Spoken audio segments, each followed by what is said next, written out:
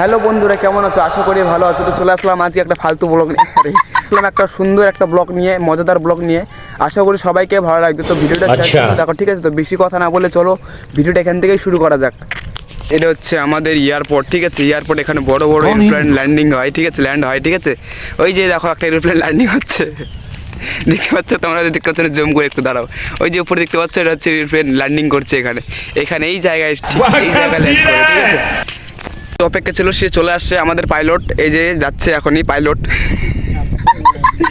পুকুরটা দেখতে পাচ্ছ, এটা গত 50 বছর ধরে শুকায়নি, ঠিক আছে? এক একটা মাছের সাইজ হচ্ছে 10 চাকা লরির মতো, 10 চাকা লরির মতো। অনেক বড় বড় মাছ রয়েছে পুকুরে। হ্যালো গাইস, অনেক কষ্ট করে চলে আসলাম চন্দনের বাগানে, ঠিক আছে? আর কিছুক্ষণ পর দেখতে পারবেন আমাদের মানে রাস্তার ধারে ধারে কতগুলো চন্দনের গাছ লাগানো আছে। তো বেশি দেরি না করে চলো চন্দনের গাছগুলো দেখাই। এই যে পিছন দিকে যতগুলো গাছ দেখতে পাচ্ছেন কিনা, সবইগুলো চন্দনের গাছ। বিশাল বড় বড় কালো চন্দনের গাছ, ঠিক আছে? লাল চন্দন, কালো চন্দন, হলুদ চন্দন, সাদা চন্দন সবই আছে। হচ্ছে আমাদের বুর্জ খলিফা। আরে না, বুর্জ খলিফা না, এটা হচ্ছে অনেক বড়, মানে অনেক বড় ট্যাঙ্কি, ঠিক আছে? জলের ট্যাঙ্কি হয়। তো এই ট্যাঙ্কি থেকে, ঠিক আছে, মানে 70টা গ্রামে জল সাপ্লাই করা হয়। একটু বেশি বলে ফেললাম।